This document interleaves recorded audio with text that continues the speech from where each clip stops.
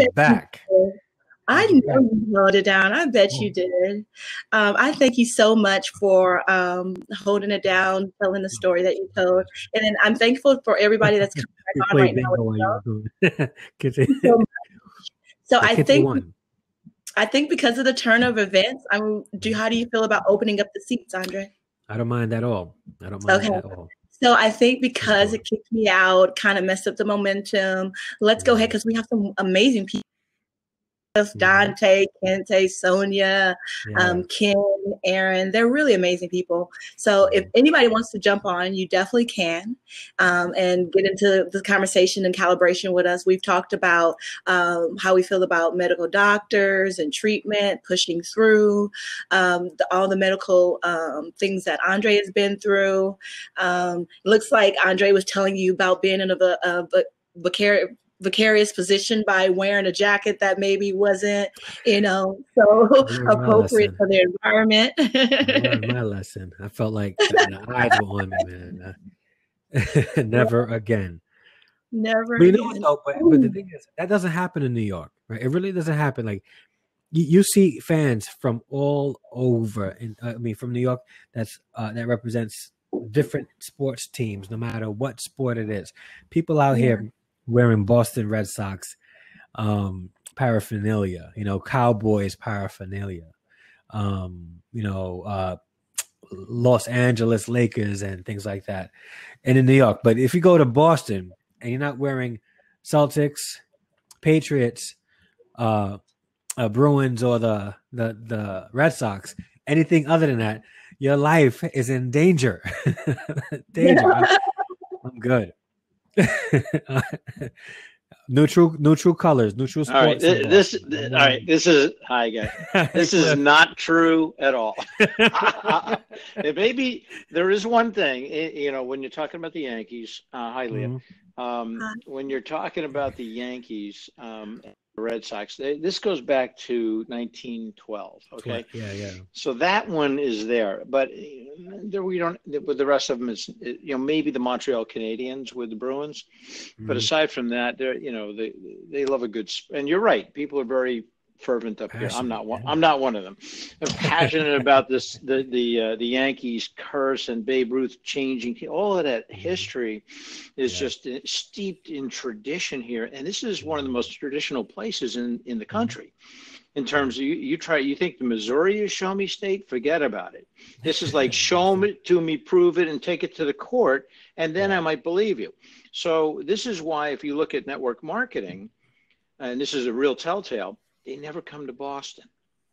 They'll go to New York, but they will not go to Boston or anywhere in New England, because people are like, no, don't believe it. Nope, not involved in my family. Nope, not going to ruin my relationships with people.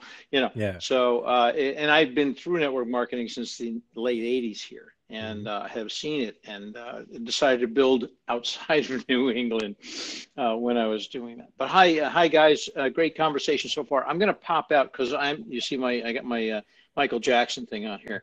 It is my no cry glove. This is kind of fun.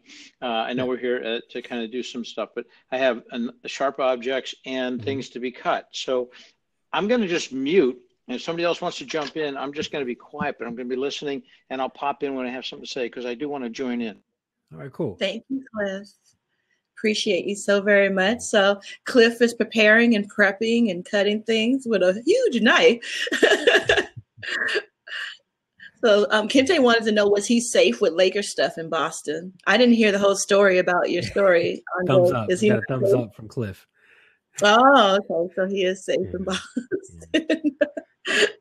All right. And so if anybody else would like to jump on, Kente, if you want to come on, anybody else. So right now, calibrating with Leah the Life Coach is kind of, taking a turn for whatever it is. And I love that. I love when something just takes on its own energy. I feel like things are always as they should be. And I love the lighthearted conversation and just the energy and the people that are here. I think it's doing a lot. He's making a salad. I have that same thought. No, he's not making a salad. He's making avocado, celery, looks like, cucumber, apple. I don't know what that was. Oh, Oh, you're juicing. Oh, juicing. Okay. Yeah. Okay. All right. Do you juice, Andre? Yeah, orange juice, Tropicana, apple juice. No, no, I don't juice. I should though. I should. Yeah. Sometimes I juice. Yeah. I have a NutriBullet, and sometimes I'll get a momentum under me. I am vegetarian, so I'm always working towards, Xing out eggs and cheese, but cheese got me. Yeah, this is not your normal juicing. This is not Mhm. Boston juicing. It's not New York Yankees juicing. What it is smoothies. So this is you're seeing that plus ginger plus cilantro. You saw the apple and then the cucumber. All that's going to go into here. The blend tech, will it blend? And it will, but I'm not going to expose you to that. But yeah, everybody's safe out here in Boston. The people are good here. What you don't want to do is get a Yankees uniform going in the middle of a bar downtown Boston during a very close game, namely like end of the season with the Yankees. That I would not recommend. You've been saying some stuff then, huh? Yeah. I would. Yeah, you're taking your chances with that, and that's some of what you were feeling. I'm sure it may have been in the fall when you were up here. So I'm gonna be quiet because I will make me. Cool. Oh, it's totally okay. Thank you, Cliff. You gave us something more to talk about. I mean, in health and things like that, making sure people know about ginger. I mean, for this situation, I didn't want to have something where I'm interviewing. I just wanted to conversate with people. So I love this. And I think people are getting practical things out of it, like juicing and ginger and doing your research before you go to the doctor, pushing through, and just getting to know you, Andre, because I feel like as much as you're a public person, you're a private person. So I love it's a blend of it. Yeah. I think you balance it very nicely, though. You do a good job. People get just enough of you to know that you're a great person doing great things, to take in the lessons and things that you put out, but not too much to overstep and be in your life too much, or just take information and use it in a negative way. So you balance it very well. Oh, thank you. I try. You're so very welcome.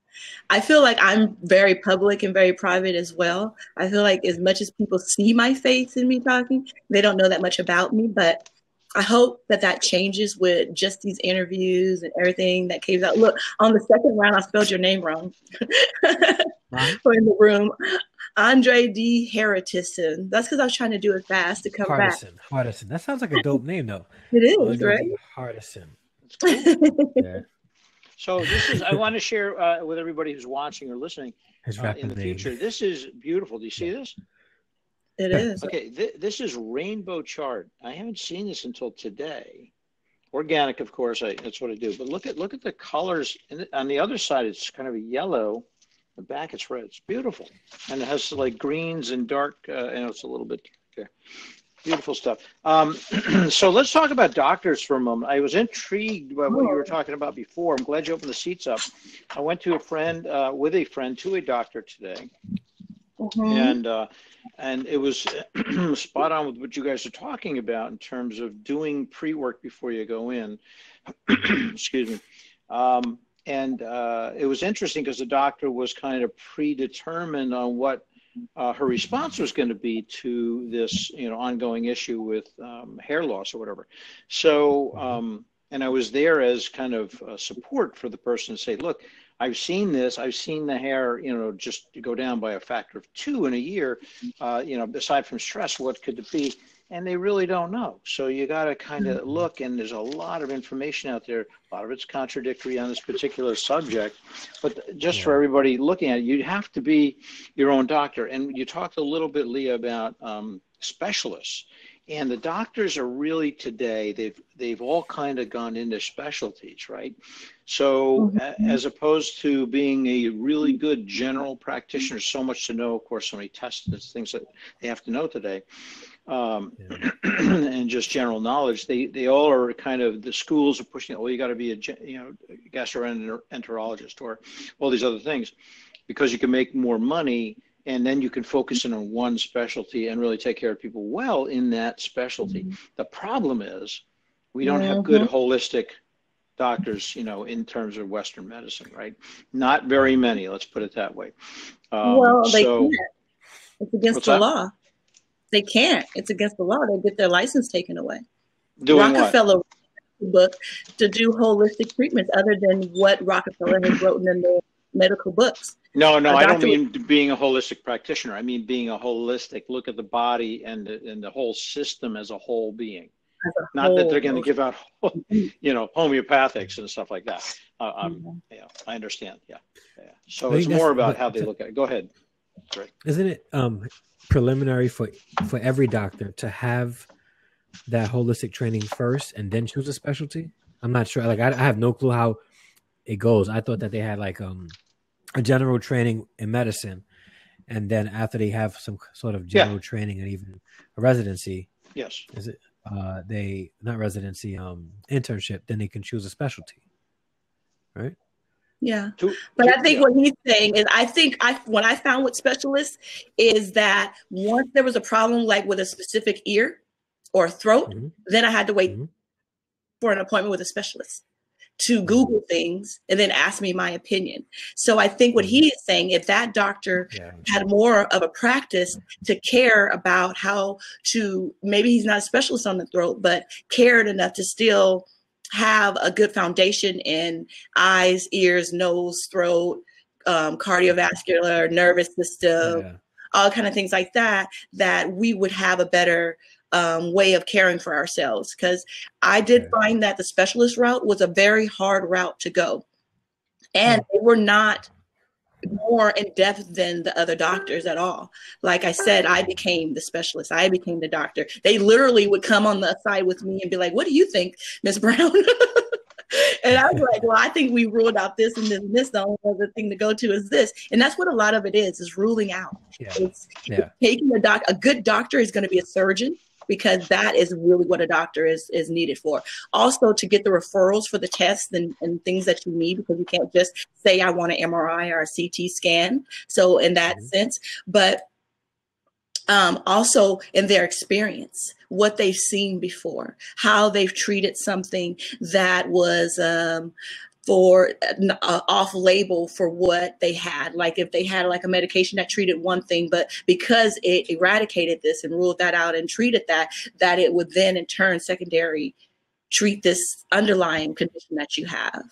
So I think that's what a good doctor really entails: a surgeon, the relay of allowing us to have tests that we need and directing us to the tests that we may not know the name of or even know that we need to take that test, and their experience with unusual things and how open and willing they are to try certain things and look outside of the box, outside of the rep and the medications that were brought in by the representatives, because I do not feel that the public has a good knowledge of what goes on behind the curtain of hospitals and medical training and things like that. And I feel like I've gotten a good peek behind the curtain because of the position that I play in the medical area. So it's not so big to where they felt they needed to hide it from me. And it was so small, but it's still exactly the same as everything is universal. So I learned a lot from doctors, vaccines, medicines. I mean, a lot of these medications are tried for 120 days on, hundreds of people for, and on animals and rats that don't even have the complete wholeness of our reacting to these meds and our nervous systems and everything.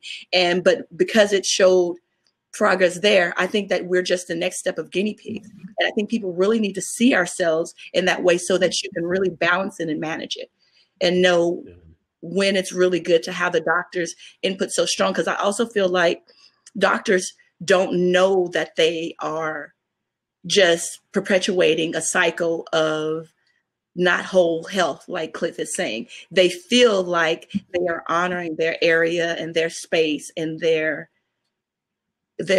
knowledge. So I don't think that doctors are bad, and I don't think they knowingly go and do this. I think it's just part of a perpetual system and cycle that goes on. But the more you know about it, the more you can jump in and jump out how you need to, because I do feel like there's an epidemic in cancer of where people wholeheartedly turn to doctors when they should do a whole bunch of research before going to the doctor, and especially knowing that a doctor can only treat you certain ways for a condition without losing their license. Like, you have to take that next step and really do your research and know your options and what you can do and how you can do it. Because once you get a diagnosis, especially of something like cancer, it moves quick.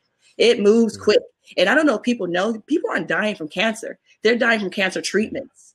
You know, they are dying from the chemo eating up their organs and their body, and as long with the cancer. They're dying from, you know, just the treatment of the harshness of the body that goes under radiation and chemo and things like that, not from the actual disease. People don't know that most people get cancer 2 to 3 times in your lifetime, but your body naturally fights it off because your body is more capable than we give it merit for. And yeah, it does take some tweaking and good eating and way of thinking and knowing what you're doing and some consistency. But if more people knew that, I think that there would be a different approach of how they approach their diagnosis and things like that. Yeah, definitely. Yeah. I guess it's also a flip side to it too. Like, what if I had if I knew something was wrong with me, right? I don't know if I would want to go necessarily to somebody who practices general medicine. I'll probably feel more comfortable just going to see somebody who specializes in one particular area. Like, if I had an electrical issue in my house, I'm not going to go a plumber, because the plumber, you know, knows about plumbing and a little bit about electric. It's like somebody who builds a house, like an architect, right? They'll design the house and they'll start looking for people that specialize in certain areas to help build the house. You know, because I always thought that, like, the way it should be, where you see your doctor, like your general doctor first. You tell your doctor what's wrong. They do the examination. They write a script and say, "Hey, go see this specialist." But like in your case, you were saying that it took like 3 weeks to go see a specialist. A lot can happen in 3 weeks. 3 months. A lot can happen in 3 months. Is that something is that like a Los Angeles or California thing? That's what I thought that's why I said to you, like, oh, it must be different for the environment that you live in, that you got the same bed. Like, I was very surprised by that and taken aback, because I think it may be a LA thing, just too many patients and too few doctors, too few, you know, protocols set up for everything. But definitely it took 3 months. The specialist didn't know anything. I knew more than the specialist. The specialist actually advised me to go ahead and do the treatment that I thought of and to come back, because they had never heard of that treatment, because it was an ear specialist. So I had told him that it had impacted, the wax had impacted, and that I did not clean the ears, but if you were to put peroxide in there, it would alleviate the impactness and you would be able to see it. He was like, "Oh my God, I never heard of that. Go ahead and try it if you can do it." I came back the next day. It was clear as clear can be, because I knew it would clear it. I wanted the doctor to see how bad it gets on a regular basis to know if that. Did they bill you? Oh yeah. A whole lot. And they kept telling me that I was going to a specialist because the specialist could only do this test for me. And I would have got on Microsoft Word, created an invoice, signed it, brought it to my doctor and say, "You owe me this." Right. Oh, it was, I felt like that, but I had been through, he wasn't the first specialist I had been through. It was quite a few doctors. So I knew the game. I knew what I needed to know. I would go in confidently, and we would have legit conversations, and we would get to things together. And I think that if you go in and tell a doctor and Google yourself and then tell the doctor how to do their job, they're going to take that one way. But if you're just educated on what's going on, and you guys can go back and forth and understand that this is a guessing game. These are theories by experienced medical professionals. I get that. So they're going to think outside of the box of things that you never thought of, but you do have a part to play in it. You do need to do your investigation, your research, and know your options and be able to ask about them. There were sometimes I would ask about things and they would have to go and look it up. And I know people don't want to hear this about doctors and hospitals, but I've been in the medical field a long time. That's a reality of being a doctor. Nobody knows everything. But I think people feel like they do. Yeah, in every case, they're doing research. When like, it's just like lawyers. Lawyers don't know the full extent of the law. They do research. So you go in with a symptom, unless they're used to the practice that they're doing. If it's something new, if it's an anomaly, they're going to go and do some research. When I had my tumor taken out, we had consultation after consultation. I remember one time, the main surgeon in that office, like the award-winning surgeon who gets flown out to different countries to perform, sat with the surgeon that was doing mine. They have the office together, and I was listening to them work it out, and I was actually sort of impressed because they saw the tumor there, and they were wondering how they were going to get this tumor out, right? Without having to, because with the goal. So what they were going to do is remove my jaw completely and replace it with the jawbone with my rib. So, which I don't know how I would have looked with that. Like, that would have been looking like really strange. But I watched them work it out. Like, they even allowed me to sit in while they perform some research, minor research, not like extensive research, but they talked about it. They went back and forth about it, and I was like, wow, like I can't, like what they do is amazing, because I already know that they don't know everything. I don't go in seeing a doctor thinking they're going to give me every single answer I need, but they consulted with one another. They brought in one book, and it was like, look, we could probably do it this way and save his jaw. Like, I was like, wow, this is absolutely amazing to witness, because again, like you're saying, a lot of people don't have the privilege to see that. You know, and honestly, let's be honest. For a lot of people, ignorance is bliss. If they can go in thinking that the doctor knows everything, they'll be at a little bit more peace. Well, there's some people that want to know what's going to happen with them, how it's going to happen, and what are the results going to be, things like that. But yeah, we can't. You know, it's safe for us to not assume that the doctor knows everything, and give them the benefit of the doubt of them being humans, them doing the research, and them being the experts, at least at that. Cool. I'm gonna step aside in case somebody else wants to come in. Hi there, Doc. Thank you, Cliff. I'll be here. Cliff, I didn't get an email from you, Cliff. Just FYI. Hi, Dr. Amira. How are you? Hi. Kitty. Kente's funny. I love that Kente. He's so funny. So I met Dr. Amira on Kente's show that I did, and she is freaking amazing and honest. Awesome. We did a show together, so I love you so much. I've been trying to show you love and support because I see what you're doing. I see the questions that you're bringing up for people. I see the alternatives that you're presenting for people. That is what's up. I'm so in love with it, and I thank you for taking the road less traveled and allowing people to know and understand what you do and what it could do for them. You're amazing. Dr. Vibe. No, you're amazing. Thank you. Y'all have to excuse me. I got all this smoke. I did like a cleanse, and my whole entire house is smoky. The alarm didn't went off. Yeah. That's funny. Yeah. So what were you saying in the comments? How you taking control of your health needs? Yes, it's necessary, because I don't rely on these doctors to tell me shit.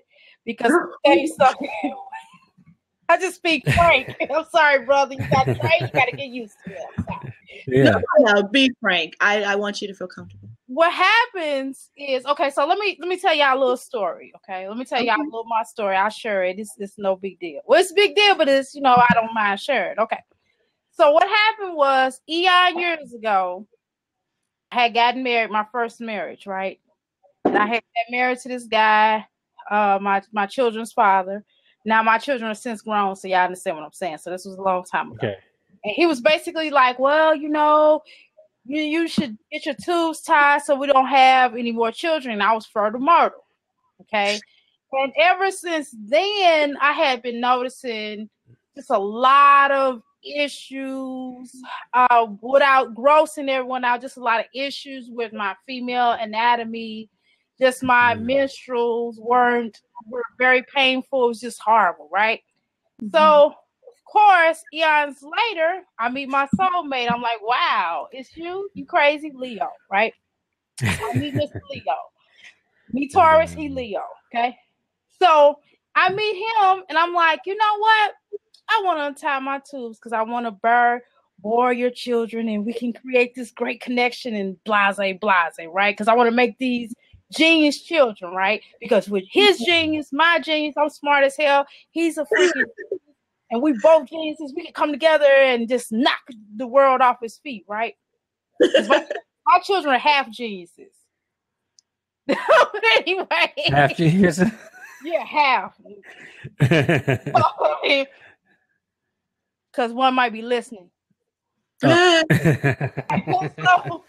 that said, so I went on with this thing. I'm feeling him. He feeling me. We connected. I went and untied my tubes. I went to California. I went to this plastic surgery place. It was wild, you know. It was wild. It was like destiny. First of all, my plane was late. Y'all got to understand. And they was like, well, we'll wait on you for Saturday. The next day because it's supposed to be set up. They waited on me. They had all the tools going on. And y'all know, I walked in there. It was just wild. People was getting their penises enlarged. It was just some wild stuff. I'm like, wow, okay, hi. What are you getting? They actually do that? Yeah, I was like, what are you doing, sir? He was like, oh, I'm getting my penis done. What are you doing? What are you here for? I was like, I'm getting my tubes, my fallopian tubes unblocked. He was like, oh, okay, that's great. And I was like, great on your penis? I don't know what I'm supposed to say. Congratulations. Enlargement. Anyway, so I went and got this thing, and I could hear them talking. They was talking about me when they was doing the surgery. It wasn't negative. They was just cracking jokes. And so... They do. And I mean, you know what I mean? I mean, all this was destiny. I just felt my destiny coming, right? Yeah. And so as time progressed, we got these instructions. I stayed in the hotel for like a week. We didn't have, first of all, we knew people in California, so that was the beautiful thing. All kind of things were happening, but I knew it was destiny. You get what I'm saying? So long story short, we came back. Okay. I had gotten pregnant. Booyah, first try, right? Wow. Right?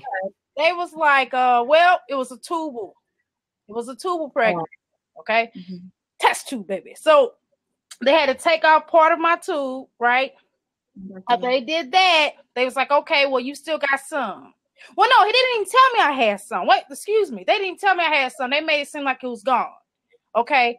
Then so I got pregnant again. They was like, it's a chemical pregnancy. I was like, okay. So then I got pregnant for that next time. Right after that, it was like a year later or something like that. And I got pregnant again. And of course they had to remove the left tube. And the left tube was supposed to be the tube that was like at 80%. The right tube was 90%. Okay. And so from that, I went to this doctor, this specialist, and the specialist was like, well, you have this fallopian tube disease.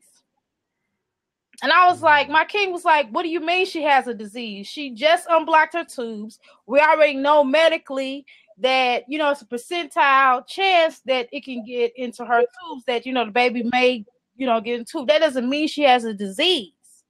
He was like, oh, the doctor, this is the doctor now. The doctor was like, true. He said, so why would you tell her it's a disease? Why are you trying to put that into her head?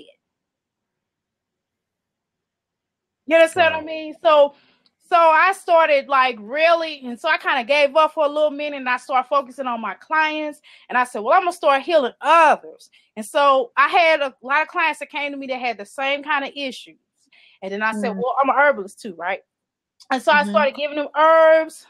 They started popping them babies. I'm like, damn. I said, well, okay. I'm 45 years old too, right? So I was like, well, I started looking at Holly Berry get pregnant. Well, we already know that her pregnancy was, she had, she had the operation. And a lot of them, Janet Jackson, all these different people, and they old as hell, not really old, but just older than me, And so I started saying, I'm helping all these other individuals pop these babies. I was like, well, hell, I think I'm going to do it eventually. I think I'm going to go ahead and do it. If I'm helping all these women who have worse issues than I have to create life, so why wouldn't I try to do that for myself? Why would I give up based upon a doctor's diagnosis and they didn't even look at me. You hear me? They just heard my story. They didn't look at my fallopian tube. They didn't look at my right fallopian tube. So they took symptoms into like the symptom checker. That's kind of what it came from. Exactly. There's a lot of that. Am I echoing? A little bit. Okay. Maybe I'll shut up. And so the point is, what I'm trying to tell everybody is that it's not the final analysis. Just because they say you have cancer, I have a client of mine. She has cancer. She has terminal cancer. She has had terminal cancer since the 80s. Wow. Okay. Right. And she's on herbs. She was on herbs before I started working with her.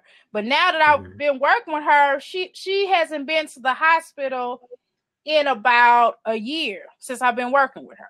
You understand what I'm saying? So you can't always, and she's refused chemotherapy. You know, I don't tell people. She's never had chemotherapy all these years? No. She's just been using herbs. And what I'm telling people, I'm not telling people not to take chemotherapy. All I'm saying is changing your diet. I'm not telling you not to listen to your doctor, but when they give you certain diagnosis, I don't really necessarily accept. And if you tell me that, then I'll just find the herb to take for it and I'll change my diet. So what I'm doing right now, today I'm fasting. Okay. For the benefit of what? The benefit, number one, I got to lose some weight because I got a chunky ass. I mean, because at first I was wearing a size 16. You know, now I'm in a 14. So I'm doing it to lose weight, and I'm also doing it spiritually. Okay. And I'm trying to get my metabolism down because, you know, when you get older, your metabolism slows down. I'm 45 years old. I'll be 46 next year. And so I'm trying to get my metabolism down because I was one of them girls that could be thick 1 minute, that could be skinny. I could be thick, that I could be skinny. And right now I'm in my thick phase. Okay. Okay. I don't mind it, but I got to get down some. I got to get down. My king don't mind it because he like that, but no. I'm not going to be walking around looking like that.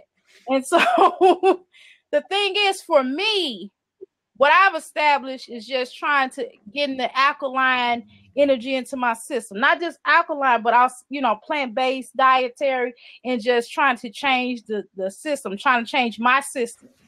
Okay. Yeah. Because it's absolutely necessary. And I'm not just going to listen to what the medical, because I'm a doctor, but I'm not a medical doctor. Okay. And a lot of times medical doctors, they will play God. And then I'm in Louisville, Kentucky, and they have a different type of bedside manner. And I don't like their bedside manner. So it changes from place to place. What is it like? How do you feel being a patient of Kentucky doctors? Oh, I'm not anymore, but when I was, they were very rude. First of all, I used to work at the hospital. I used to do the front desk at the hospital. You know, emergency room. I used to check people in because that's one of my other degrees in. So what I would do is check people in, and I would hear how rude they would talk about the patients, how rude and nasty the nurses were. They're going there about 5 minutes. And then even when I had the last miscarriage or two, I actually died for a minute. My heart stopped for a minute. They didn't tell me that. You know what I mean? They didn't tell me that. The nurse snuck and told me. You understand? She was a sister, but she told me, she was like, and she was young, and she was like, well, you know, your heart stopped. I was like, they didn't tell me that. I stayed in the hospital longer than I had to because they filled my lungs. I had pneumonia. How do you get pneumonia in the hospital? Exactly. Oh, easy. People don't understand. You go to a vicinity and an environment that's full of illness and sicknesses and germs. That's part of the walking in the door, and like it's a given. So I love what you had to say. I do think that I love that because I always say man's theory means nothing in a world full of miracles. So I don't think that people should take their diagnoses and just own them as that. You have to dig deeper because God is bigger than any man and any theory or diagnosis out here in this world, on this earth, on this planet. And I've seen so many things that should go one way, go another way in the medical field, in real life, in everything that I've witnessed in my years here on this earth and this planet. So, I do not want to make this about bad talking doctors because I do believe that doctors work hard. I do believe that they are part of just a integral part in the perpetuating system that goes around. They do not know the contribution that they are a part of by just taking their oath as a doctor, because I don't know if many people know who wrote the medical books, and that doctors have to abide by the medical books and the writing of Rockefeller. Rockefeller was not in the most loving and humanitarian form when he wrote and did what he did and what he produced. He had a competition clause, and that's why the doctors treat the way that they do. They treat that way because Rockefeller wrote the medical books, and nobody can change it. No one can say that what his findings were different, because he was a businessman about it as well when he wrote the medical books. So he put in a competition clause that makes it illegal for anybody to change his findings. But I have to ask people, you have to know that there's new findings that we're going to have in this medical advancement in this world. Mm-hmm. And being honoring that Rockefeller medical system is hurting us. It's killing us. And it wasn't for our betterment. And we just need to know that the doctors have kind of like a fourth thumb on them, and that they're just playing a position. So, I mean, people will be like, oh, my doctor's been my doctor since childhood. He would never. He doesn't even know. He doesn't even know. And then the thing is, for me, the only type of doctors I would deal with that will understand the herbal, the alternative one, because it is some medical doctors out there that are into alternative healing. So I would deal with I would work with him hand in hand, because that's how it should be. It shouldn't be just like you give me a diagnosis and you treat me. No, my health is just as much my concern, and probably more concern than your concern is for me.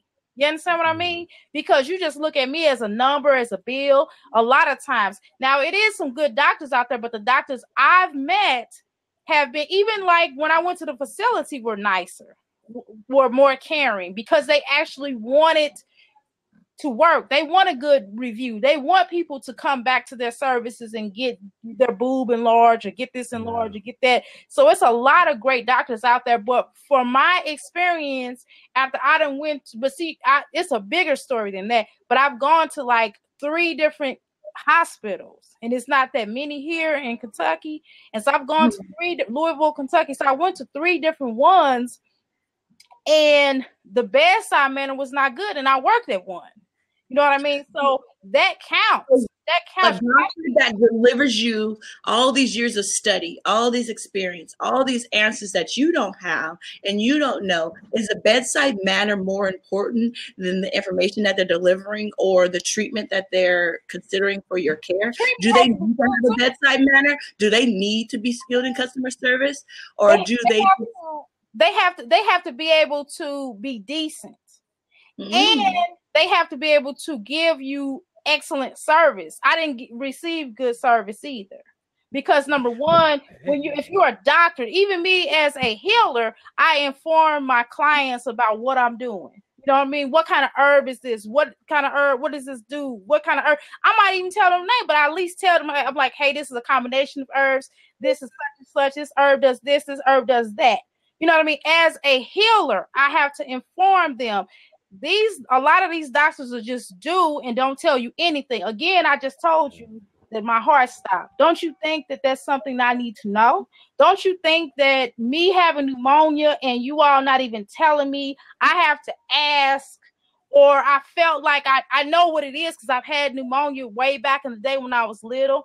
I have to know that. You get what I'm saying? So I knew, hey, I think I got pneumonia. Then I said, do I have pneumonia? Oh, yeah, my bad. We forgot to tell you because we gave you pneumonia because we kept the IV hooked up to you too long and basically placed a lot of water in your lungs. So I kept on getting shortness of breath, and he's like, oh, no, you're okay. Yeah. Just put the breathing thing on. You understand what I'm saying? So all that counts. All that is a part of a person's healing, because, again, when you are negative, it's going to be harder for you to heal. You know what I mean? If you're a negative environment, it's hard for you to heal. Yeah. It reminds me of that movie with Robin Williams. What was that movie? Awake? No, not Patch Adams. Patch Adams. Oh, yeah. His goal was to treat people, but not just treat them medically, but treat them emotionally. You know, you have make you them gotta feel have happy. all of it, I though. think that's You gotta have all of it. You can't just have one. You just can't just have. You gotta have it all. I'm not saying that you have to be the nicest person in the world, but you should at least be human. Like, hey, you need to quit. I don't even mind them talking to me like, hey, you need to quit effing up. You need to quit doing this. If you keep eating this, let's say if I ate pork or something. If a doctor said, well, you need to stop eating pork because you messed up your stuff.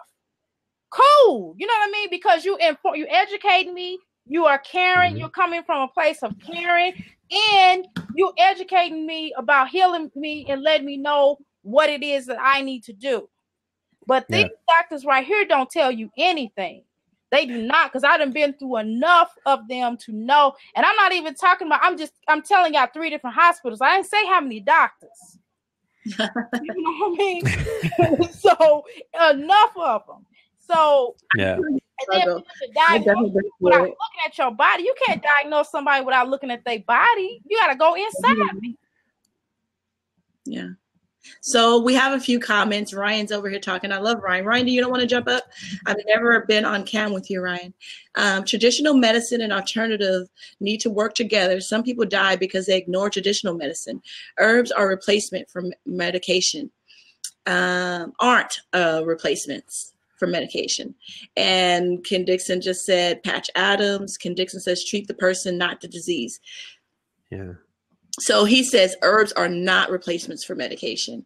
I have worked a great deal with herbs. I've seen what it can do, especially in the cancer realm, of someone creating something that was not on a traditional medicine way because of the competition clause with Rockefeller in the medical books.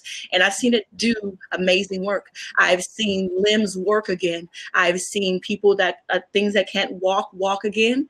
I've seen cancer be eaten away from the outside in instead of the inside out. And these are not acceptable by law treatments, but I've seen them work. I've seen them heal, and not one, not two, hundreds. That's dope. Go ahead, Ryan. What's up, bro? I just want to say hi because I know we've never been on camera with each other and whatnot, but I got much love for you, Leah, everybody in the room. So hi to everybody. But yeah, I just wanted to explain that comment because it's like I like when people are sick in this house, they hate me because I get them to drink ginger with I get the ginger powder and the turmeric powder, mix it together. It's this big sloppy something, and I cure everybody in this house. And they're not allowed to eat sugar during that time. They're not allowed to eat anything acidic. So I am like a Dr. Sabiite, if that's what you call it. I try to eat as alkaline as I possibly can. But I live in Canada, so it's a little bit different. Our healthcare is paid for, and I don't have to pay for any healthcare in Alberta where I live.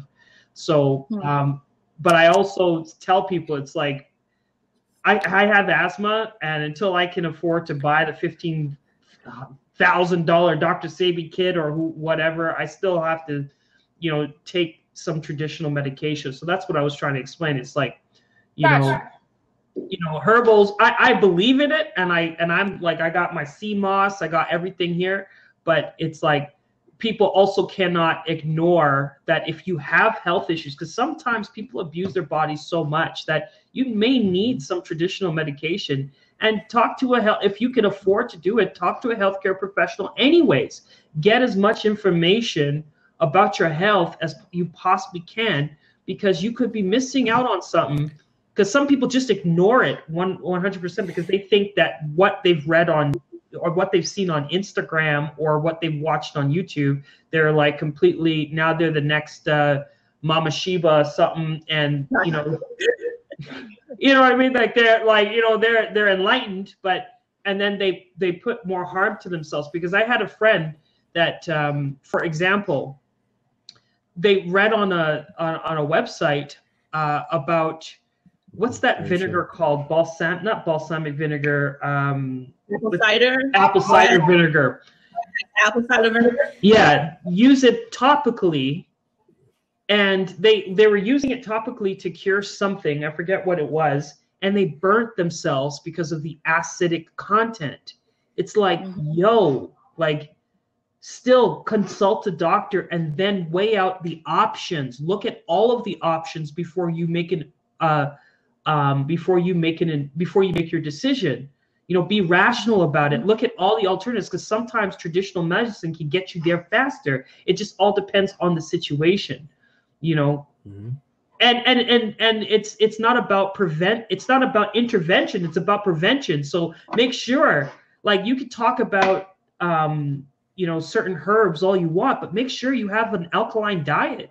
Make sure that you are drinking spring water to active. People are talking about being electric. Make sure you're drinking spring water so that you can conduct the electricity. You know, it's a holistic approach to everything, and just make sure you learn as much as you can. Because even to understand Dr. Sebi, I had to take, like, okay, I'm dyslexic. I didn't finish high school, but I actually purchased a course to take chemistry so I could understand Dr. Sebi. Because you can't even find half, like, the things that he says. Sometimes he's like, you know, starch is carbonic acid. It's like, what? How come I find that? Like, what does that mean? You know, I had to break it down, and I'm like, oh, he is right. It is carbonic acid, but I had to take myself to chemistry class just to understand what he was saying. So many things people don't know. They Google carbonic acid.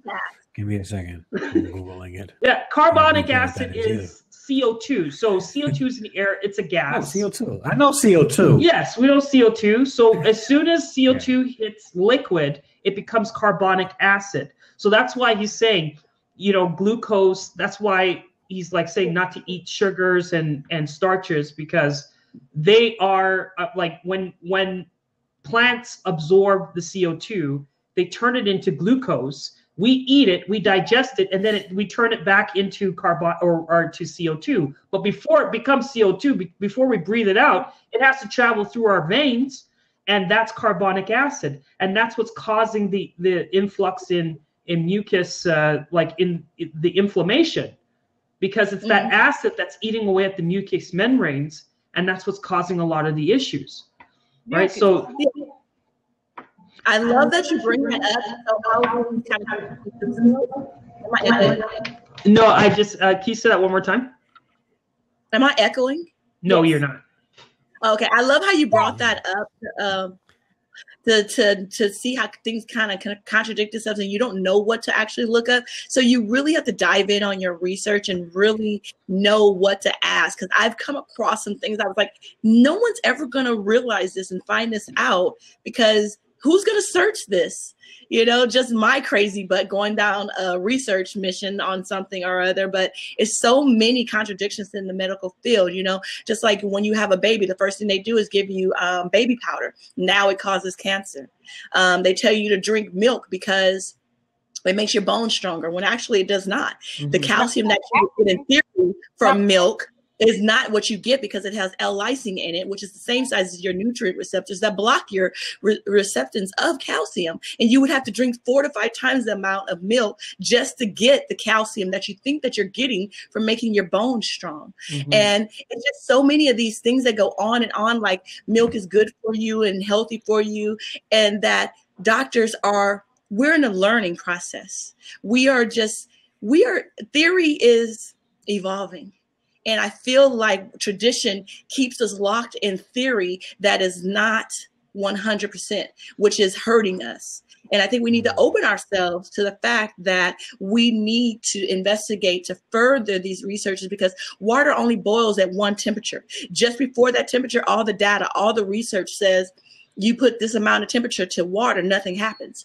But how far did you go? That one more degree changed everything. Mm. And I feel like people have to realize that we're on a journey. There's not destinations for these outcomes, for these diagnoses, for these doctors, for these diseases, for these treatments, and that we have power in it. Mm. And that we can find things, research things, do things, just like Ryan said. He needed to understand the fundamentals and the workings of it to know what to look for, to know what to understand. You know, I've come across research that it's kind of medical, but it's kind of not, where I was researching the FDA and the USDA. Now, there are two conglomerates that seem like they should be on opposite sides, checking each other, making sure that they're doing good. But what I found was the president of each company changes positions every 4 to 8 years. So the president, the CEO of the FDA, becomes the president of the USDA, and then that USDA president becomes the president of the FDA. They are in cahoots. They are allowing things to be passed in laws and things that are not for your benefit. So it's very important that we not just take everything at just face value, and that we do our own research and we go to understand. We understand the human body, what things are, and we question everything, because doctors are making assumptions and they're theorizing. And theory on paper looks real good. Like, there is calcium in milk. And when you drink it and put it into your body, it should become a part of your body and you get the calcium. But they're not accounting for the L-lysine that is the same size as your nutrient receptors, and you don't get it. It falls into the nutrient receptors and blocks it. So you don't get the calcium that you think you're getting from milk. And then what was that? A breakfast staple. Make sure you drink milk. Your bones strong and hard. No, they're not. It's causing osteoporosis all day, every day. Right. You know, so people have to understand that the doctors are human too, and they're not getting it right. And they're going under a medical thing that was written years ago that we're not allowing to advance with our advancement, with our involvement. And that is detrimental to who we are as a species in health. And just tradition, period, is holding us back, period, that we don't know how to question and honor that everybody that has these positions are human, and that we are just as capable and able to get the research that they have. Yeah, and I will say too, like, cow's milk, Kente. Should adults be drinking breast milk? Way better than cow's milk. Yeah. Yeah, but hell yeah. You got to be careful with the breast milk, because let me break this down, because the mother still has to eat good. She can't just eat a whopper cheese and be like, here you go. Because it's just like, you might as well drink the cow. If the mother's not eating healthy. It is with the mother eating healthy, but from the cow, period, the pus in there, the antibiotics, the disease is rampant, just everything that's going on. Breast milk is going to be better, because the body has a natural way of eradicating itself and healing itself and bringing itself to the level in which you need to be to get by. The body is amazing. And if we allow our body to do more healing, real quick, I have to go ahead. Out because I gotta get some sleep. I gotta be up early in the morning for my students. Hey guys, have a good night. Thank you so much for including me in the conversation. Hopefully somebody else would take the seat and continue the conversation. Everybody have a good night. Tomorrow, if you guys are on 8 p.m. Eastern Standard Time, I'll be on here talking about my topic. So if you can, join me. All right, everybody have a good night. Good night. Thank you. Oh, bye-bye. I don't know why I'm typing it.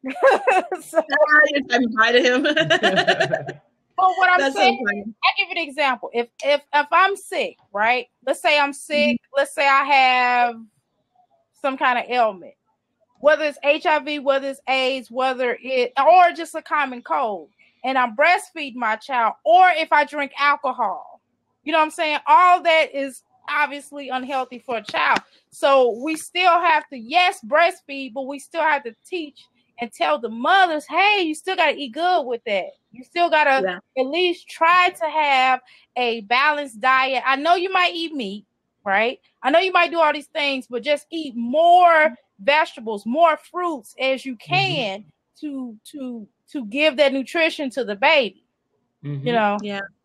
Yeah, I definitely agree that people have to really take precaution in everything that they're doing today. People are on autopilot, and they're on autopilot thinking that these systems have been put in place for their betterment, and they haven't. They were put in place because that's what they had to do at the time that they were given with the information and the data and what they knew and who they were at that time.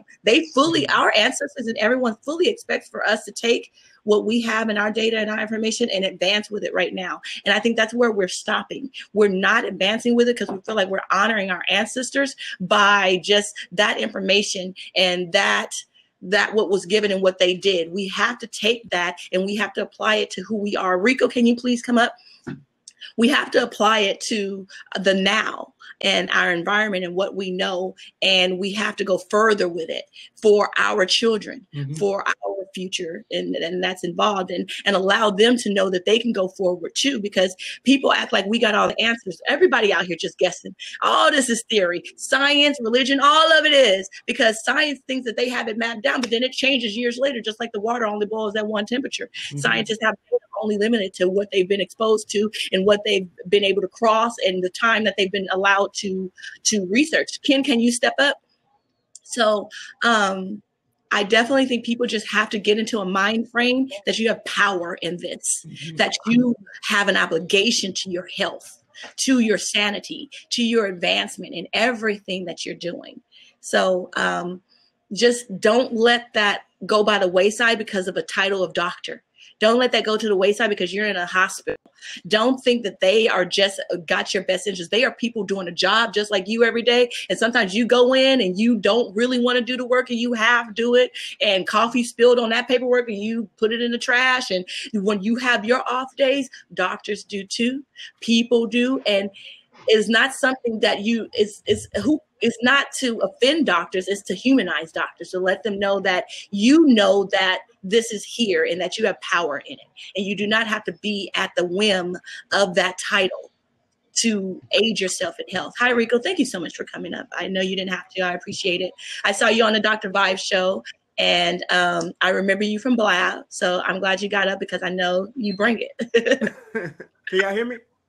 Yeah. Yeah. Okay. No, I just love these conversations. I'm not a vegan. I'm a vegetarian. And the reason why I say I'm not a vegan is, even though I don't eat meat, is because a vegan is more of a lifestyle. You know, you don't wear leather shoes, or you know what I mean. And you know, like my daughter's a vegan, and she doesn't even eat honey, anything that comes from a mother. But I don't eat any meat. My diet is like I have a plant-based diet. And Ryan said something that I live by. You know, I studied Dr. Sebi's philosophy as far as diet and nutrition.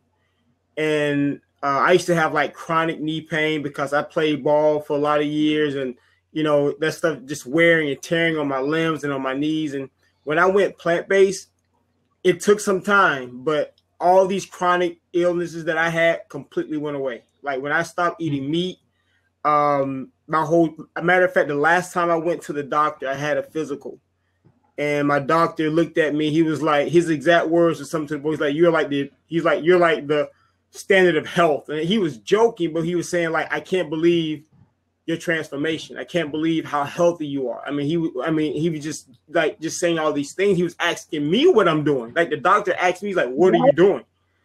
And I told him, I cut out meat. I told, and I've always been a person that was active, exercise and different things. But, I think we have to be very conscious. And one of the things I want to share is that we as African Americans, we have a history. We don't really understand the history of our diet, and it's very important. A lot of things we eat, like collard greens and hog maws, that's a slave diet, and I don't think we really understand that. Like these are things that we like. We call it soul food, and we enjoyed it. Yeah, sure, it tastes great. But these are the things that were given to us because this is what we had.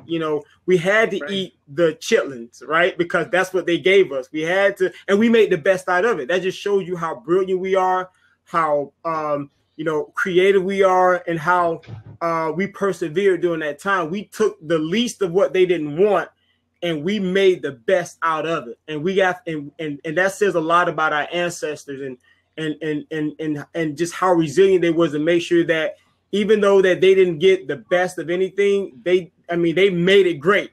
And they even made it something that even they wanted to eat.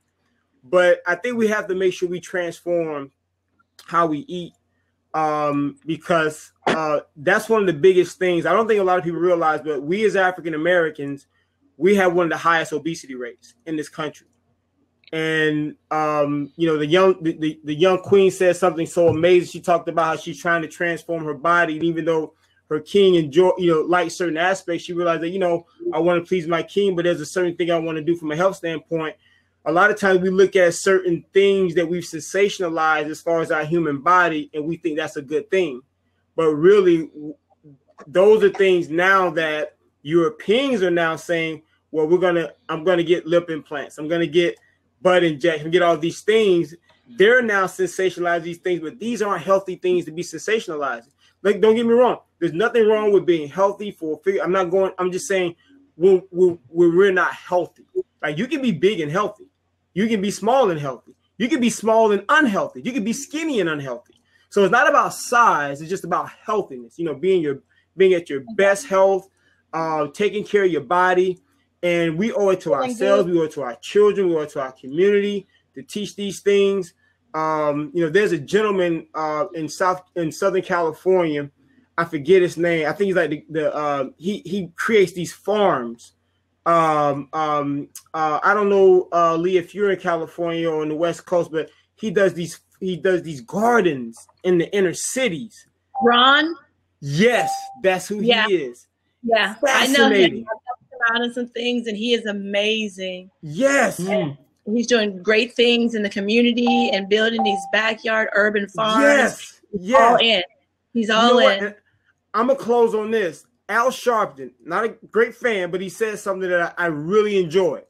But I got to get, but when truth is truth, right? This is something he said. He said, many of us live in some of the most dangerous cities. He said, sometimes just getting home from school, he said, is a miracle for some of our kids in some of these cities. He said, we can get through some of the most dangerous days of our life, come home, and then sit down and eat the most dangerous meal. And I thought that was so profound. And he's a vegan. Huh? He's a vegan. Yeah, he's a vegan. And again, I'm with you. I'm not a big fan, but that's a true statement. We'll go through. We can make it through some of the hardest things in life and avoid and dodge some of the most difficult circumstances that can kill us. But the most dangerous thing we do is when we sit down on our table and eat. That's the most dangerous thing that we do sometimes. And I'm going to add that, we have to understand that most of our hormones are produced right in the gut. Yeah. So when it comes to thought and mood, if you want to be more, if you want to be more alert, or you want to be more friendly or open, all those thoughts and patterns and behaviors are governed by that gut. So when we're not feeding, and I know this because when I drink coffee, for example, I'm depressed, and when I'm if I don't drink any coffee and I'm eating my plant-based foods, I'm super happy. Mm-hmm. But, all it takes is if I just avoid that coffee, maybe that just avoids me from being depressed about my situation. Maybe I'm not making enough money, and bills are piling up and I got kids in the house and all this stuff. And I drink that coffee and that's regulating my behavior. Mm-hmm. Or having alcohol and that's regulating my behavior. And maybe if I thought positive, maybe the situation maybe I would have looked at the situation differently. So we have to be very careful. Like, food is medicine. Medicine is food, And I wanted to say, Rico, we had a conversation last week about going plant-based, and the argument came up, but we kill plants, right? Mm-hmm. And I'm like, well, no, we don't, because plants grow, they're life sources, and then we just pick from the plant. And I was like, and I thought about it, I'm like, that's true, because Dr. Sebi was saying that carrots are man-made vegetables. Mm-hmm. And you think about it, we're pulling that carrot out and we're eating it, and we're not even, there's no seed to replant it, and that's what we're putting into our body. We're creating this thing, and then we pull it out, life source, and it can't give us any more life. And then you look at the broccoli is the same thing. Once you cut the shrub that comes off, the broccoli, it grows smaller and smaller until it can't grow anymore. Then you have to replant the broccoli. And these are the life sources. So anything that's natural, that grows from the ground, that is from God, that thing grows rapidly and it grows all over the place. And so we have to understand that food is not just about what we eat. It is a community life source. It gives us life. Yeah, we've somehow devolved into a society where we live to eat instead of we eat to live instead of live to eat. And I think we're more concerned about using food as, instead of saying, okay, well, I only eat to live, I live to eat. And I think that's a big problem. Food is interesting. You mentioned the hormones. Food becomes a part of how we deal with things emotionally, how we deal with things psychologically, how we even deal with things as far as whether we're happy, we celebrate, we eat. We're depressed, we eat. We're sad, we eat. We're stressed, we eat. So it becomes. I'm sorry. Go ahead. I said celebration. Yeah, go ahead. You know what I mean? So I think we have to really take a look at food, and really take a really deep look at it and understand. I'll even go this far. And I'm not a scientist. I read a lot, but I don't get into. I'm not a scientist. I don't proclaim to be one. You are a scientist. What you mean? Well, but what I mean is that I think that when you do the study, we've been, Leah says something about, I remember when I was in school, they used to tell you about the 4 major food groups, right? You got to have some bread, got to have some dairy, got to have some vegetables, got to have, they mention all these things, right? But then we realize as we get older and we really look at the science, we really understand what's going on, that we don't really need this dairy the way they say we need it. Right. Doctor, please, if you don't mind telling me your name, because I hate brutalizing people. Dr. Amira, yes. Okay. She was talking about coconut milk. Even the butter substitute I use is like a coconut oil based spread. I don't want to use the word butter because it's not even butter. Or I even use an avocado oil based spread. Mm-hmm. These are things, and these are really, really good options that we could be taking advantage of. Matter of fact, I got a good friend of mine. I took him, he's really trying to do better with his health. So I've been kind of easing him into it. So I gave him these vegan cookies and he went crazy. He just lost it. He was like, I couldn't believe these were vegan cookies. Now I'm like, now doesn't mean you eat the whole thing, because even too much of anything, but it's just when you have that craving, healthy, there's better options for us to have, for us to take advantage of. So, but when you mentioned that, Leah, it was so important because we've been taught these things that, if you want protein, eat meat. The best protein is plants. It all comes from plants. Protein comes from plants. Exactly. The largest animals in the go to the source. Gorillas don't eat meat. Elephants don't eat meat. Giraffes don't eat meat. Rhinos don't eat meat. And they're the largest and strongest animals in the kingdom. And so that's something we gotta really look at and really look at look at how we're trained. As far as our diet, and I'll end on this note. What changed it for me, and I'm gonna be completely transparent, is when my dad died. My dad passed away because of his nutrition. He literally died because of his nutrition. When we were in the hospital, I've never seen this in my life, where a doctor comes to me and he says, everything I'm about to list to you, everything I'm about to list could have been prevented.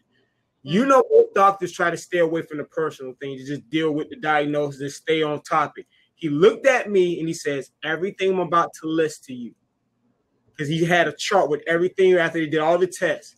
It was a list about this long that was wrong with my dad. And he's in the hospital. He's trying to get my cousin, his nephew, to sneak some Lindy's chicken, in the hospital. That's just how he ate. And his diet and his nutrition. And that was an eye-awakening moment for me. It didn't happen. It wasn't like, a right away thing. I didn't make that change right away, but it was the beginning of me just really starting to really understand that I have to take better care of myself. Because if I want to be here for my kids, and that I got to take better care of myself, and I have to make more healthier decisions. I agree with that, but I think people think that there's going to be a big PSA that comes down from the government or the state that is going to let us know that bread has chemicals in it that sponges are made of, that milk has pus and blocks our nutrient receptors, that so many of these things are that the people are going to, that somebody's going to come and tell us. I just want to instill in people that food has become a business right now.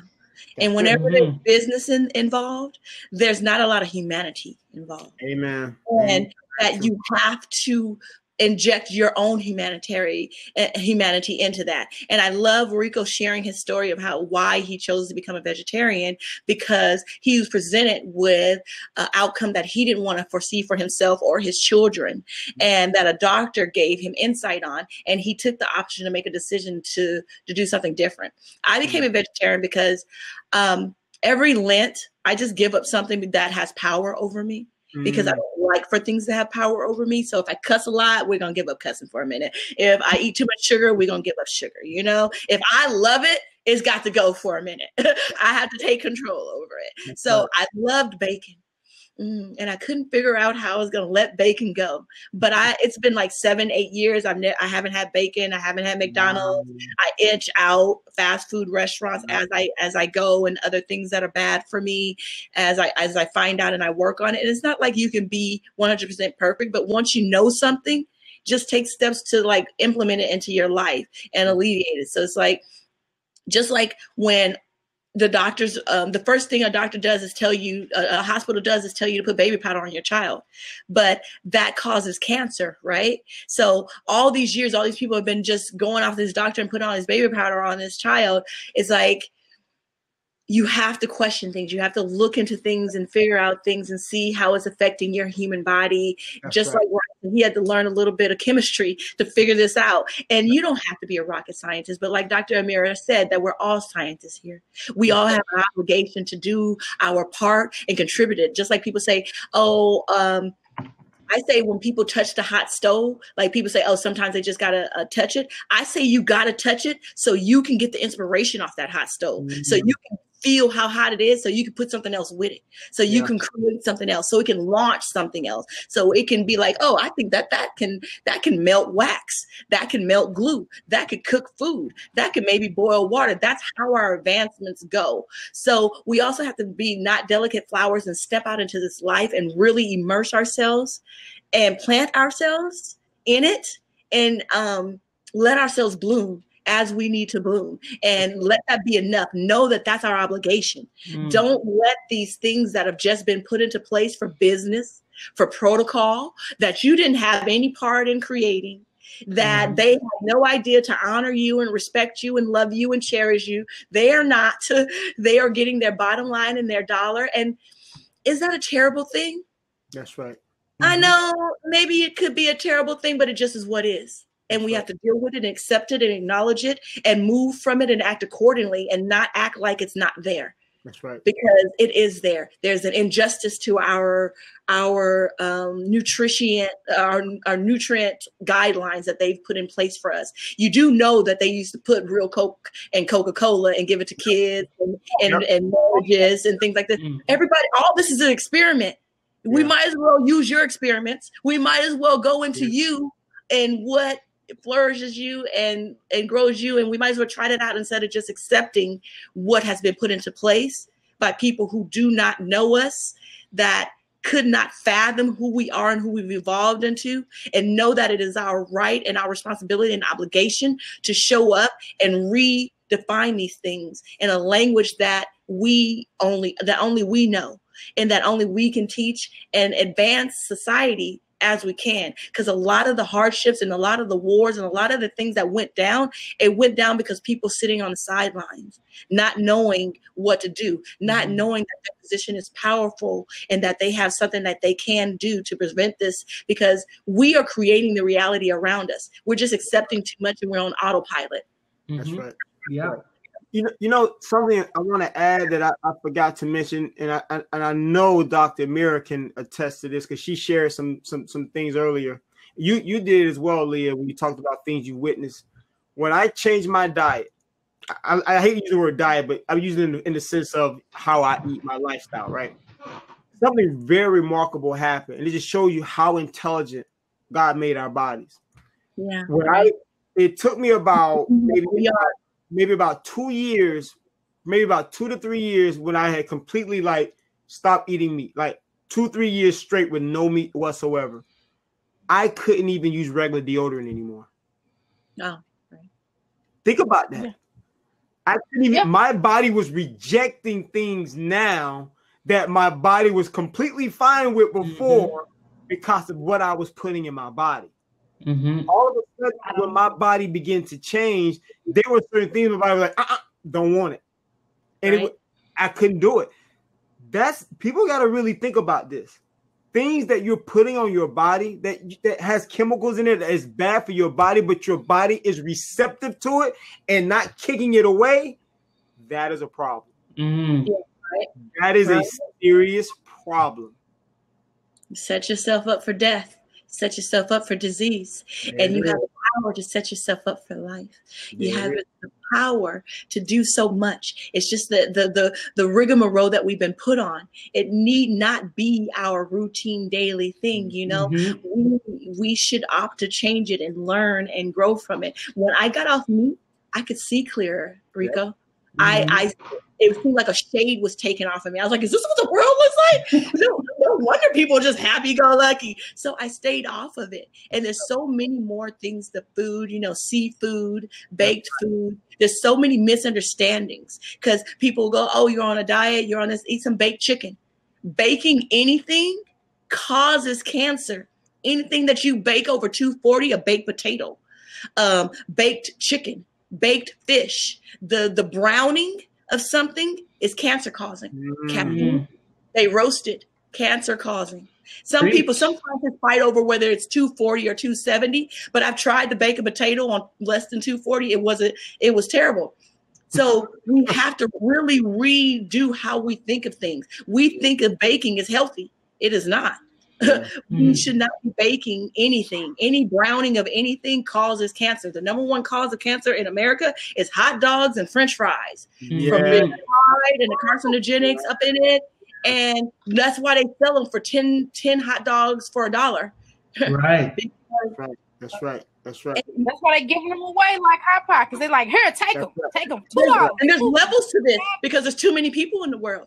There's about to be a water situation. There's a lot going on that people need to wake up from and be there to think, to be there to change things. The reason why things are as they are is because we sat on the sidelines and let them happen.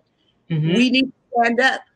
We need to know what we know and take action with it. And we need to spread what we know with honor and integrity and stand in it and let people know what they don't know about their health, about this world, about government, about society, about life, about anything you got. And we all got something to contribute. I promise you that. And you know, sorry, I don't mean to interrupt, but the one thing about Black people is that our body's chemistry matters in the decisions, in the reasons why we eat what we eat. We're not the same. So a lot of us are trying to trace our roots back and trying to figure out, well, what did our ancestors eat before colonization? What did they do? And I was just reading an article on the North Centennial people. I've been so obsessed with this because they're the first, they saying they're the direct link from the original people of the earth. Their life has spanned 60,000 years and they live on the North Centennial Island. And these guys are in leaves. They're, almost butt naked, living, breathing, eating off the land, using the herbs to cure medicine to cure themselves. And then when you go to Africa, there's some of the pygmy tribes that live in the jungle that know every plant. They know exactly what each plant does, and their community, they have their regimes and stuff like that. And that's what we need to understand as well, is that we need to get back to that community tribal mentality. And first it starts off with us growing our own food within our communities, but we have to understand that healthcare is a community aspect. It's not just something like all the knowledge that, Dr. Amira knows about herbs. I won't be able to learn all of that stuff with my busy schedule and my lifespan. I won't be able to do that.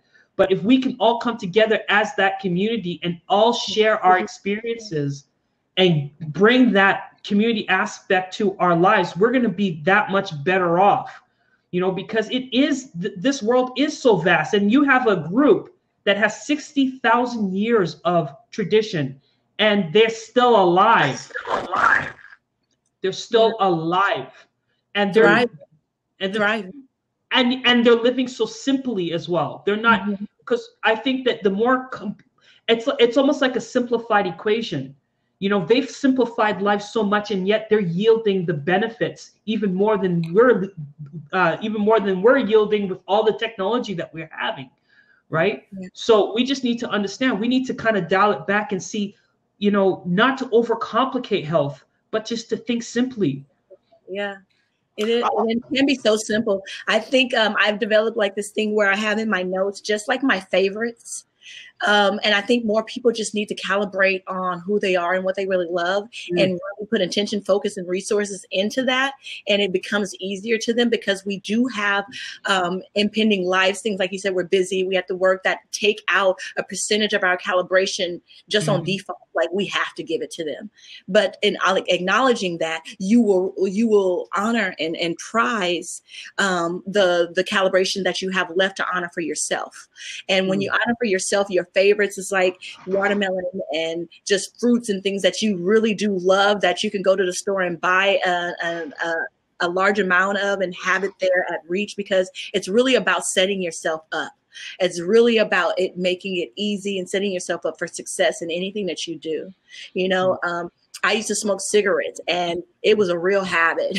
It was routine. I couldn't get out of it. You tell me to stop, you was going to get cussed out. You weren't going to get a good thing. But what happened was I got sick. Like I was 7 days sick, and then I went to go smoke a cigarette. On that 7th day, I was still sick, y'all. Really? I was still sick.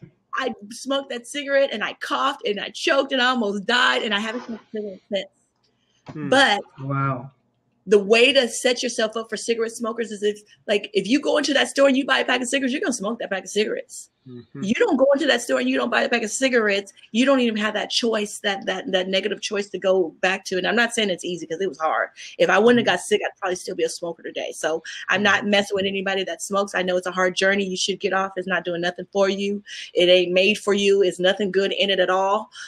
But, you have to do little things to set yourself up to get out of the momentum, out of the perpetual cycle that you're in, because you have to acknowledge that it's there and you need to do something about it. So once you acknowledge that it's there, you need to do something about it. You need to act accordingly and take massive action, because it's your life at stake. And that's the real deal right here. Because if you get what's out there right now, cancer is not the way to go. It is. I've seen it way too much. And cancer, obesity, all these things is not the way to go, and you don't have to. Just like Rico said, his father had options to prevent it. You do too, right here, right now. Start today. A plant-based diet is good. Alkaline diet is good. You could just start with that and get your favorite foods off of that and go to town. Go spend your hundreds of dollars off that favorite food and let it grow in advance. You're like, everything I do, I'm a life coach, so I start everything within a box. Business in a box, life in a box, family in a box, whatever it is. We could start so simple, like Ryan is saying. You start with it simple and you build on it. It's yours. It's calibrated to you. You got it. It's in your heart. It's in your everyday routine. And that's what it needs to be. Man, first of all, if you run for president or anything, I'm voting for you. No, because coming from you, that's amazing. You share some things, and I'm just gonna like pick out a few of those, just a few things, and I'm trying to unpack those things. I heard you talk about calibration. I heard you talk about loving yourself, and I heard you talk about focus. And the problem is that I think what's very important when we're dealing with these things is that we don't really understand, because I think, and I'm just going to say this, there's different degrees of self-hate. Let's just be, self-hate doesn't mean you look in the mirror, you hate what you see. Right. But self-hate can be that I'm not prioritizing. I'd rather put the best gas in my car because I really love my car than put the best food in my body. You know what I mean? I'd rather get the Gucci shoes on my feet and put that money there and make sure that outside appearance is really, really fly. But I'm not necessarily focused on making sure that I'm putting the right nutrition and the right thing, even the right, when you talked about government, the right information my mind, all these different things to recalibrate my mind, which recalibrate my thinking and put me back on track. Mm-hmm. That is a huge, and so when you begin to say all those things, these are areas of self-hate. And again, I don't mean self-hate from the standpoint no. Look, if you feel like your car is more valuable than your body, and you're gonna put the best gas in that car, you're gonna detail that car, wash that car, and do all these things, but you're gonna put 1/10 of that effort in you. Let's just call it what it is. That's just crazy. Speak on it. But people don't know that because they're rating themselves on a value system that's not theirs. That's not made and created for them. We have to be okay with recreating the value system that we honor ourselves on. So we have to value ourselves on who we are today and stand firm in that and know that what we're taking, like there's a lot of things that people can take in and they just overlook it. It's just like GMOs, that there's things in sponges in the bread that at McDonald's, at Carl's Jr., Burger King, all their bread has a chemical in it that make it look better and more appetizing to you and have those little holes in it to look like a freaking sponge. And it is a chemical that is in our body that our body cannot freaking break down, but it's sold everywhere. And it's just because we accept it. People, the government, everything around us, our environment is only doing things to us that we are allowing. It gives a little test water. It puts it out there. Oh, how you feel? Oh, you gonna go with that? Okay, let's do this. All the genocides that have come into play from government, from the states, is from people just being on that perpetual cycle and not realizing the position and the power that they have. So I love sessions. I think nutrition is a big one. I know that Andre is a teacher, so it wasn't exactly up his alley, but he brought up the ginger tea, right? But I do believe that people need to know these things because they don't know these things. I don't think people know that if you bake something over 240 or 270, that it's automatically causing you cancer. I mean, there's signs in Starbucks that say, hey, what we're doing is causing you cancer. You entering these premises causes cancer. And they're not putting it up there for your health and for you to be better. They put it up there so you can't sue them when you die of cancer from walking in there every morning and buying that pastry and drinking that coffee. It is there so you can't sue them for killing you. And you making the choice to let it kill you. Yeah. And there's so much more. I mean, just the frying of donuts, it's just so many things that you can X out one at a time. It's hard. It is, but it's no harder than the everyday grind that we have that's not allowing us to live the life that we want to live anyway. So we might as well make choices and not let the choices make us and be open to the information that's coming down to us. And we might as well spread everything that we have and that we know, because the ripple effect of energy and power that surges from us being who we are planet and spreading it to our immediate environment is powerful. The best thing you can do is be selfish and plant yourself and stand up at who you are and represent the experiences of how you would handle something to everybody around you. It behooves everybody for you to have a good calibration on a value system that values you. Since everybody's out here doing a thing, it might as well value you, because I can get into religion, I can get into government, I can get into so many things that just people we have to get out of this docile state of mind with the fluoride in the water, with the Tylenol that we give our children that makes us very docile and just go with the flow. We have to challenge the status quo, and we have to stand up and speak about these things and honor these things, even if we just honor it in our life. Okay, you don't want to be a speaker, you don't want to go tell this, you don't want to look like that. Honor it in your life. Know that baking is not healthier. Second guess yourself when you go to bake it.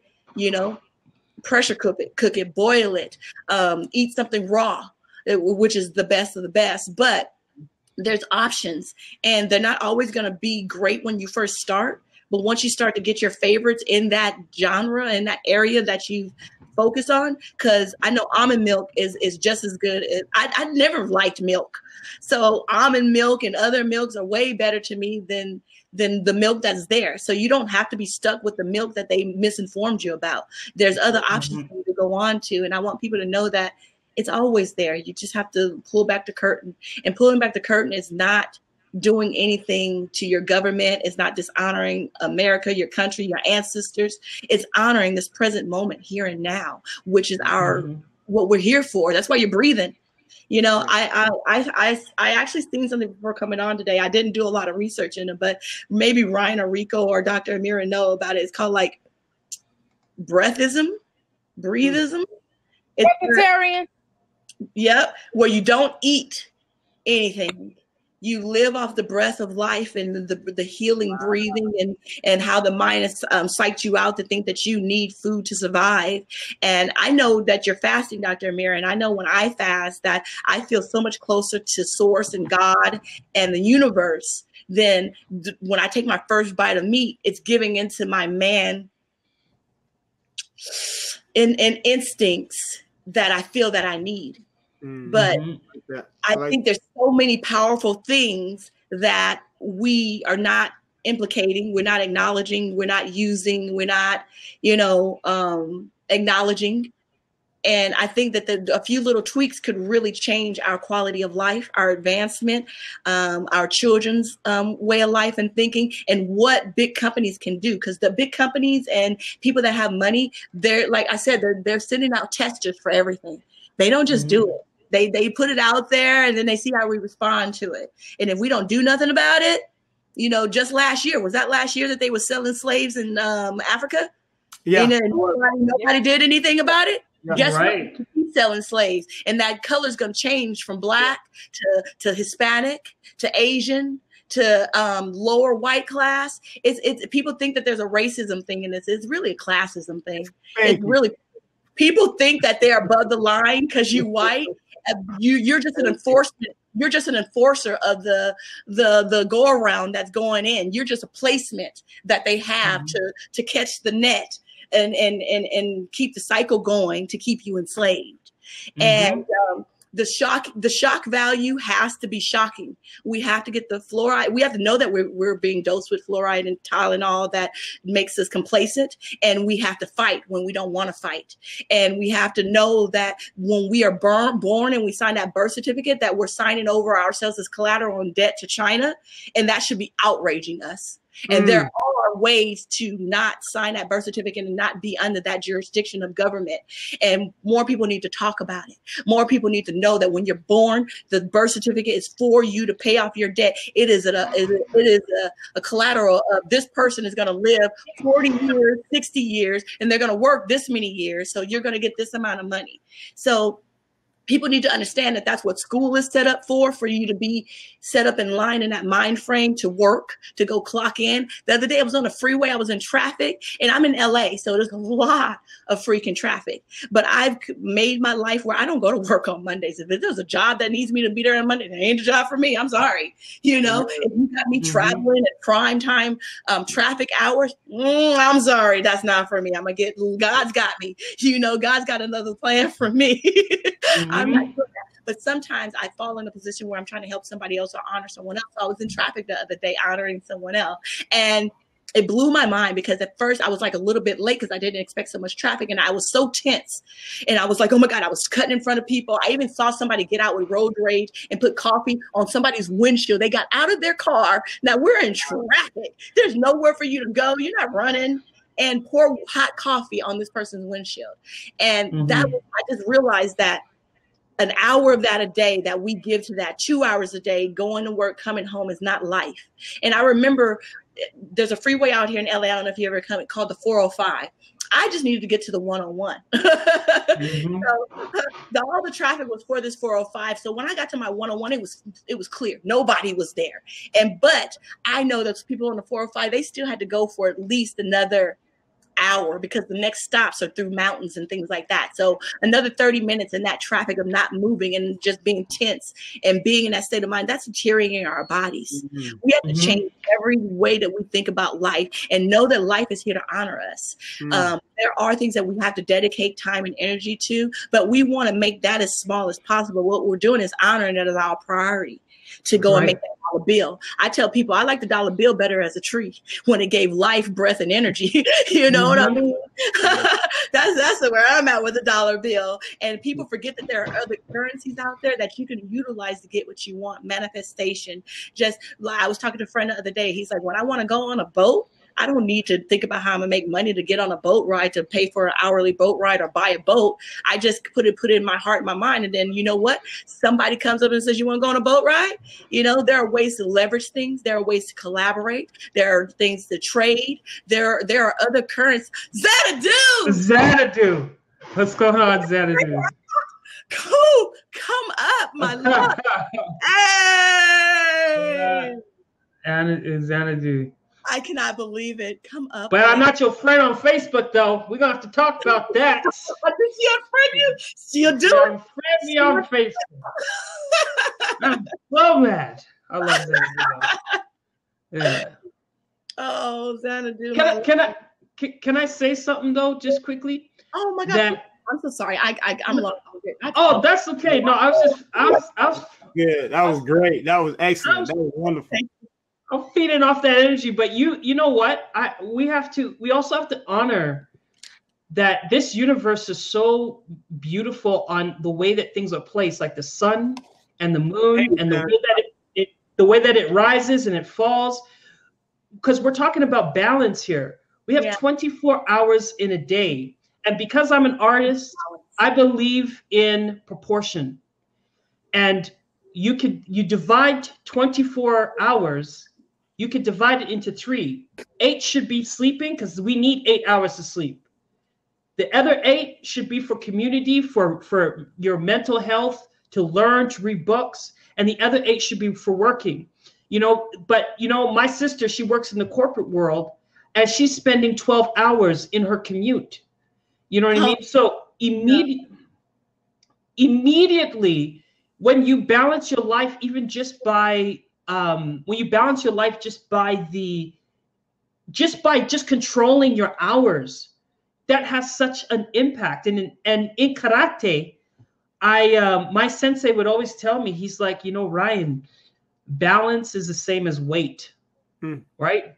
So if you tip over, you're gonna fall, right? So it's always finding your chi, it's always finding your inner balance and making sure that your core is straight, so that you can always adapt and overcome depending on what the situation is, right? And we have to learn to just balance, because sometimes like as an artist, sometimes we look at our house and we're like, this house is messy. And it's probably not messy. Maybe the books are just not, like you see that painting over there, right? It's by the TV there and it's on the floor. It's just not organized or put in proportionately. So it tricks our mind to think that our life is in chaos and that our room is messy, when we just need to organize our lives a little bit better for it to just change the perception that's in our brain. So we have to learn to just honor the universe and the way that the universe has structured life. And when we comply to those hours and we know when to stop eating, because there's a time when we shouldn't eat. There's a time to fast. There's a season for everything. When we understand and we go with the flow of life, we're better. We're at peace, because you can't. Yeah, exactly. It's going your way, Oh, I froze. My bad. I'll shut up. No, that's okay. I'm done. I just had to add that because you were just talking about. I forget what sparked the thought, but it was just like, a lot of the decisions that we make are based on our proportions of how we spend our life. Because let's say I'm commuting to work for 12 hours a day. What's the first place I'm going to do when I come home? I'm going to use that microwave to heat up my food. I don't have a microwave in my house, right? But a lot of people would put and nuke their food because they don't got time to prepare their food and to cook it. And frozen. Everybody's frozen. You know, so. You know, Leah, I think one of the, first of all, like, Leah went on this thing where she just like, she wrote a verbal book. You know what I mean? Like, New York bestseller, right? But it was something she said, and she said, I'm paraphrasing. Please, I want you to expound on it the exact way you said it, but you said something to the point. You said, let's try to, we have to control our choices so our choices don't control us. That's right. And when you think about that, it says something very important. And I tell my kids this all the time. I say, your choices will never be greater than the consequence. And a lot of times you make, and people don't understand that. We make choices every single day, but there's never a choice you will make where it's gonna outweigh the consequence. Never in life. And I think, yeah. Never. Oh, I can expound on this all day. Because at a time like 2 years ago, I used to tell all my clients, you got to write a book to get authority. It's the new business card, right? So I didn't write a book myself, right? Because no one cares about Leah the Life Coach. They don't even know my modalities, my perspectives, and what I have to say yet to even want a book from me. It's going to sit on the shelf and do no good. So what I did one day is I decided, okay, because I haven't written a book, and I always tell my clients to write a book, that I decided to dedicate 45 minutes a day to writing a book. So in 3 days, I wrote a book, 45 minutes to the book. All I did was I did this thing where I was doing 2 months of information and inspiration. I took the recording, I fed it back into Dictator, and it wrote my book. I changed a few words with the edits. I created, which is just Kindle Direct Publishing, and I was going to put the book out. It was 4 pages long because I feel like even my 4-page book, it's called Yes, No, and Later, is a life-changing book if you can take it in. And the 4 pages that it. Did we lose her? Is she frozen for everybody? Yeah, she's frozen for me. Yeah, she's frozen. Yeah, I can relate to the book though, because I wrote one about a breakup me and my king went through a few years ago. And it was something else. It's a breakup book. And I was basically breaking down like how he was. I basically called him a narcissist in the book. I was just kind of going in. He's a Leo. I told you, Leo Taurus. I told y'all. So I kind of went on. He was very flattered because he's such an asshole. But he was so flattered by the book that he said, keep writing. And it was like we were broke up for like, I mean, it's so silly. We were broke up for about 3 days. Living in the same house together, you know what I mean? Still in the same bed, you know, just was crazy. So we were broke up and I just kept writing. I said, give me